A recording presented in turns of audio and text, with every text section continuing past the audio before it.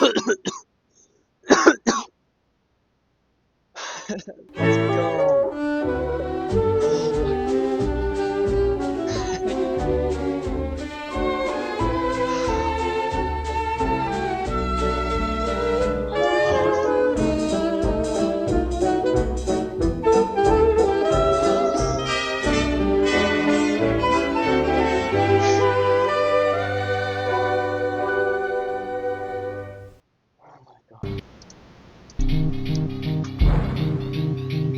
Alright, so Brutal 720. What's I to say about this mode?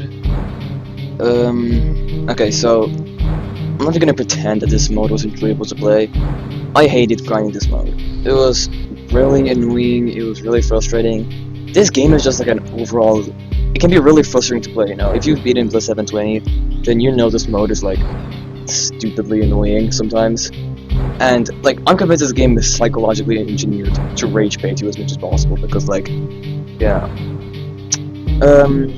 So, yeah. In case you don't know what it is, Brutal 720 is basically normal 720, but you're not allowed to watch City. So, you know, Chester gets to your door every time and you have to wait there, wait door closed for 10 full seconds every time. Chester has to be in Cam 9 by the end of the night, meaning that he has to watch him a ton so he doesn't move at all. Penguin cannot enter your office at all. You can never see old candy throughout the entire night. And, what's the last thing? Oh yeah, and you cannot power out. It's a finished night with power loading. So, this mode is extremely difficult. The main thing is obviously, you know, power. Because, well, yeah. So, alright, the base of this mode is 720, Chester and Cam 9, and Cam 9, and no watching single. That is already pretty difficult to do because you need to greenrun really tightly, and yeah, just overall really difficult. So, having to not power out.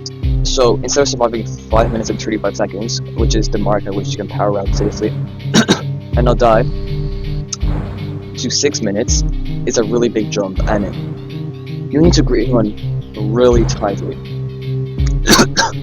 Gus, my throat. And you need to greenrun really tightly. And like, when I mean tightly, you need to be like perfect for what you do, you know? Usually when you die at the end, and like, by the way, it's really common to die in the last like 10 or even 5 seconds as you power out, or Chester moves, or someone kills you, or you know, something like that. And a lot of the time, all you need to do to survive is literally just save like slightly more power, just enough to watch Chester for slightly longer, or just enough to even just one door close, you know? So power is really, really strict in this mode. And yeah.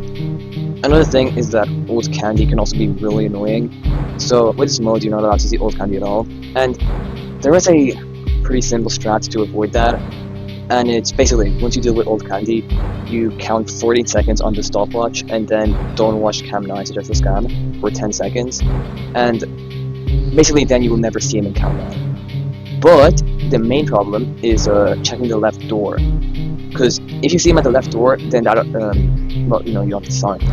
And you still have to check the left door for rat and candy. And it can be really annoying when you check the left door, and then, you know, you're listening for the audio cue, you don't hear him there. And then just like a literal split second before you click on it, before you have time to even react and stop yourself from clicking on it, he moves there, and you see him at restart the night. And this sounds like something that wouldn't really happen that much, but it happens really often, where he gets into the camera right before you click on it. So you have to learn how to predict rat and candy to make sure that like you can just kind of like, you know, how do I say this, like I guess kind of like map out and predict where they are, so you know whether it's safe to check the left door or not.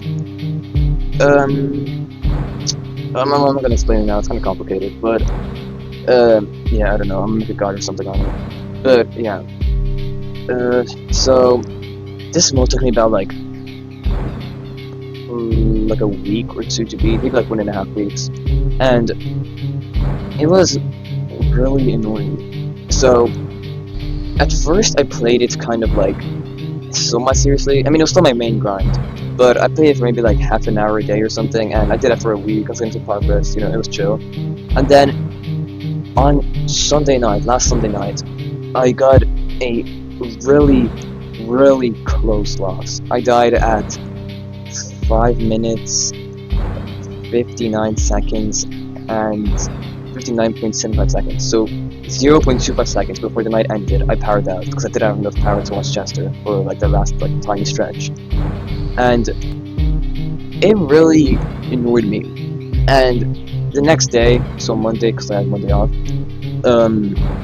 I basically just vowed to try to beat the mode. So I played it for like 5 hours.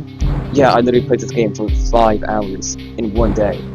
Almost in one, well, not in one sitting, but well, yeah, I played it a ton. And pretty early on, like an hour into the grind, I got another stupidly close win that really pissed me off. It was this time it was once again really close, 5:59.8, 0.2 seconds before I won the night. And the worst part about this is that I could have won. With that old run, I had like 0.07% left. So, sure, theoretically it was possible to win the night, but it would have been an extremely tight, unreasonable window, especially with like the stress and pressure I was under for having such a close run. But this time, I had like a good bit of power left. I think I had like 0.2, 0.3.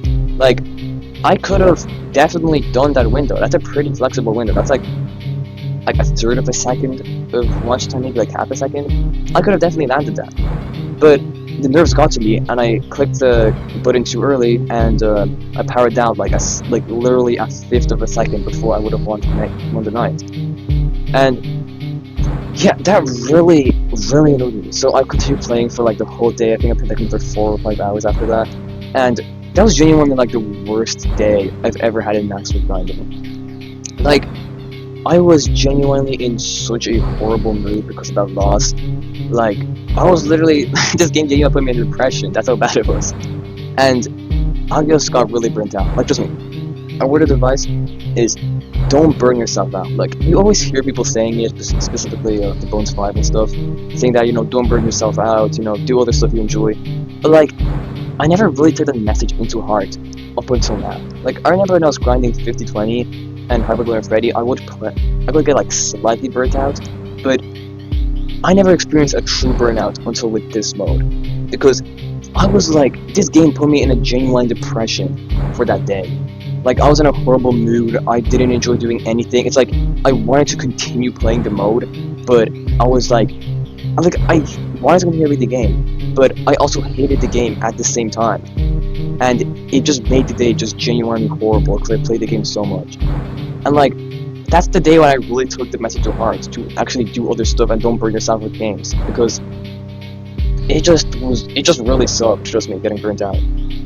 And yeah, after that day was genuinely so bad that I promised to myself that from here on out I would not play this mode for more than half an hour a day, because I genuinely did not want to go through that again, because it was such a horrible day because I played it for so long.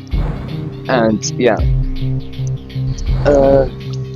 okay, so when I finally got this mode just now, the main thing that was holding me back was the Chester power balance. So power and Chester base are like the main things I gotta worry about in this mode, because Sainty drains a massive amount of power, so you obviously have to, like, you know, try to get to the end of the night for power, but Chester is like the main thing that you also gotta worry about, because you gotta watch him a lot, but watching him also takes up power. So you really have to balance them out.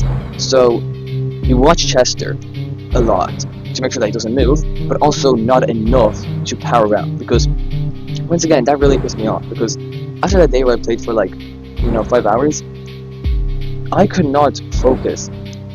Like, I don't know why, but the longer I played after that,